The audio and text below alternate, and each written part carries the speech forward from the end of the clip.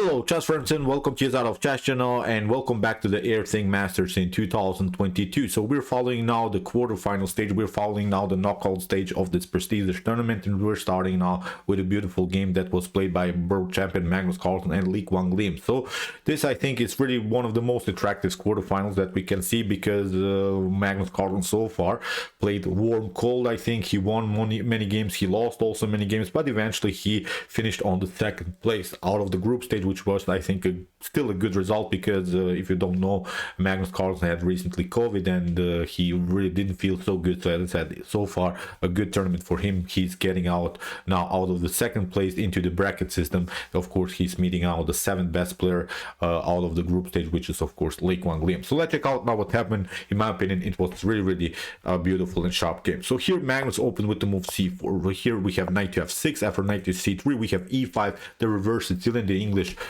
defenses on the board. And I like myself, I like to play this dragon system, this accelerated dragon system. So here after move knight to f3 and the knight to c6, we have now the 4 knights variation. We have now the move g3, and basically the game is transposing into the dragon system, but only of course from white perspective. Many times of course the dragon Sicilian is played with the black pieces, but here with the move g3 it's sort of a reversed idea. So we have now d5, which is still the best way here to proceed. We have c takes d5, knight to d5, bishop to g2. So many times this opening has been played, and now we have bishop to c5.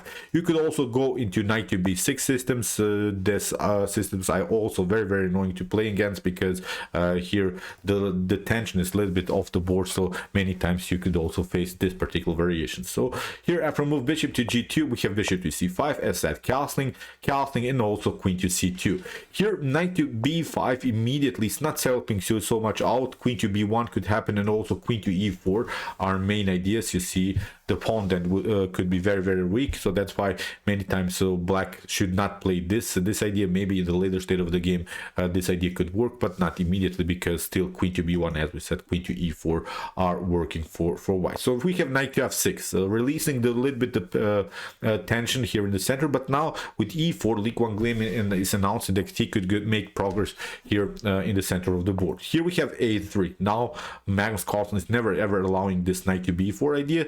Knight to d4 could be working here. If you try, for instance, knight to d4, then knight to d4, e takes d4, now knight to d4, knight to e4. After something like this, I think this queen and bishop battery is something that bothers now black in the continuation of the game. And you see now the bishop is hanging, so from this point on it's, I think, a comfortable game now for white. So that's why trading off pieces is not a good option here. After move a3, here Quang Liem played bishop to b6. He's fixing now his bishop around this very important square, because there's always this tension on the c file. If the knight goes somewhere, then of course the bishop is hanging on the c file. So that's why here bishop to b6. We have e3 by Magnus. We have a5, b3, not allowing here this potential progress on the queen side. Here we have bishop to g4, and now bishop to b2. And Magnus builds now this really annoying setup, I think, to handle. Both bishops are on very active diagonals, but Quang Liem, I think, played also a very nice opening setup. You see his bishop is on a good square on g4. Here this bishop is also perfectly fine. The knights are on centralized squares. Okay, maybe this e5 pawn is a little bit loose, but I think here Quang Liem has also nice counterattack possibilities, because we have here a backward pawn on d2, and it could be a huge positional problem of white. So here we have queen to d7, because probably Magnus, instead of this move bishop to b2, should have played h3. h3 would be much more accurate, because you don't want to tolerate this bishop to be freely like this, because you see now the problems. After move bishop to b2, here Quang Liem announcing that he's now controlling the light squares.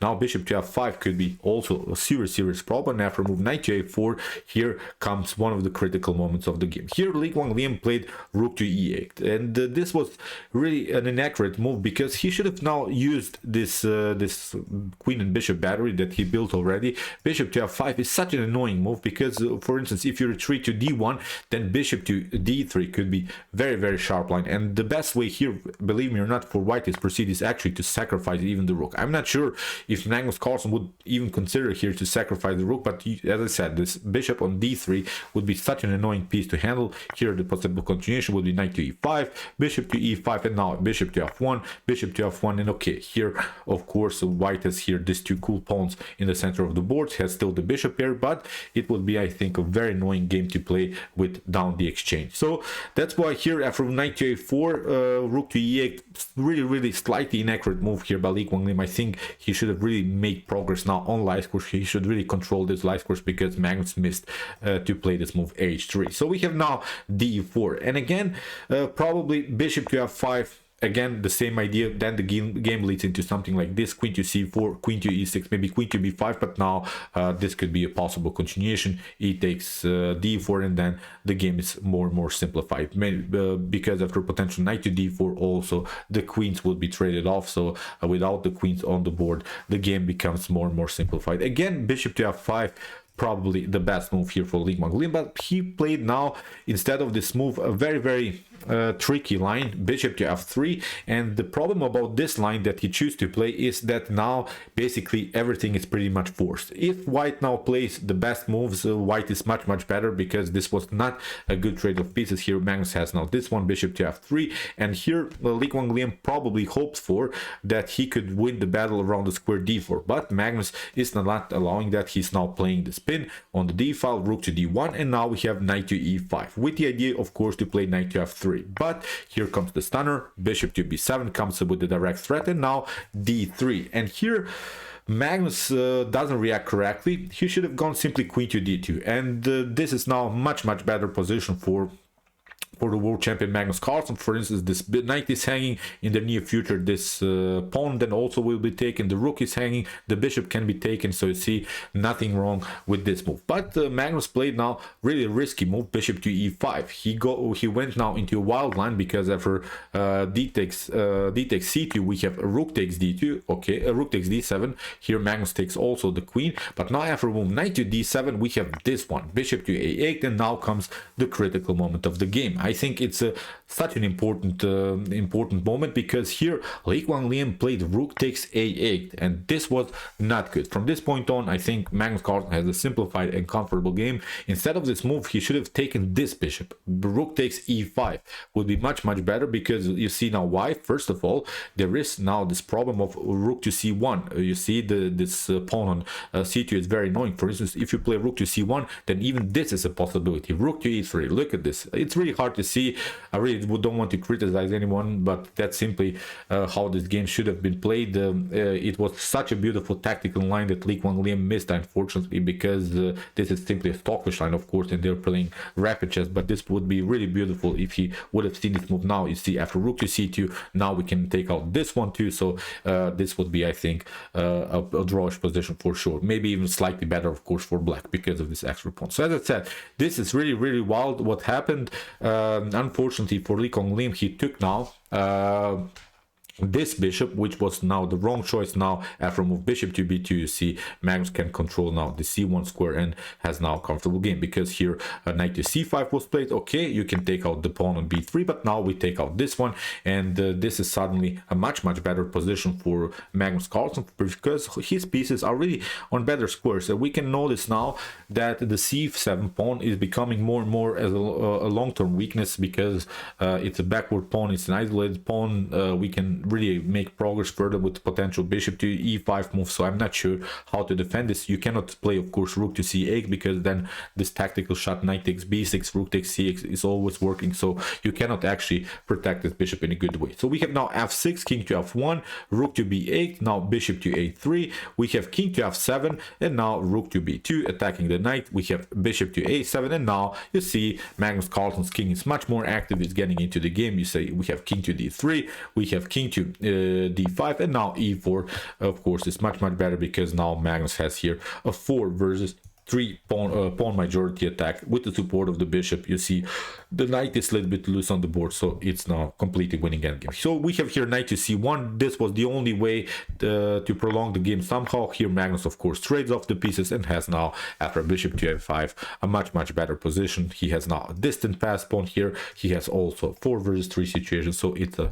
completely winning endgame here for him for sure. We have bishop d2, the knight is also hanging, knight to e2, we have now king to d3, getting use of this attack. We have now knight to b2, we have knight to g1, the knight gets more and more endangered. We have bishop to e3, now c5, we have f4, knight to f3, and here Magnus simply continues the pressure on the king side. We have knight to d4, and of course here bishop to d4 is perfectly fine, because after c takes d4, king to d3, and you see all of the squares are controlled by the knight, by the king, and by the pawn, so the king cannot come on the fourth rank, the king cannot come on the other side, so it's a much better position. We have bishop to c5, a4, king to b4, we have e5, creating now this very annoying pass pawn, g6, g4, we have h6, g5 here by Magnus Carlsen. After h5, h4 in this position, Quang Liem resigned. So there's nothing that can be done. For instance, if you try a bishop to b6, then e7 is winning the game. If you stay on this diagonal, then the knight is coming into the game. The king is also very active. Knight to c4 can also happen, then knight to e5 also, then this one is hanging. Whatever you do, it's simply losing here for black. So okay, I hope that you enjoyed the game. Really wild stuff in the English opening in this reverse Sicilian setup. Brilliant game by Magnus Carlsen, but you see Quang Liem had also opportunities to counterplay, but this is rapid chess. This is simply wilder than the usual stuff that we see. I think in a classical time format chess game, Quang Liem would have seen this tactical shots that were possible, but unfortunately for him, he lost now the first game. Has of course some opportunities, because we have of course 4 games, so in the day 1 of the quarterfinals, and then afterwards we have also another day of some 4 games. So still Quang Liem has some beautiful opportunities to make something to happen in this beautiful tournament. So okay, I hope that you enjoyed the game. I'm going to work now my night shift, so I'm not going to cover any more games today. Sorry about that. I will cover of course some games tomorrow when I wake up, and I hope that you enjoyed this coverage. And if you want to see some other games that I've analyzed before, check out my coverage so far with some other games that we have seen in this beautiful tournament. And if you like this content, don't forget to subscribe to my channel. See you soon with some more videos, and chess is the best, of course.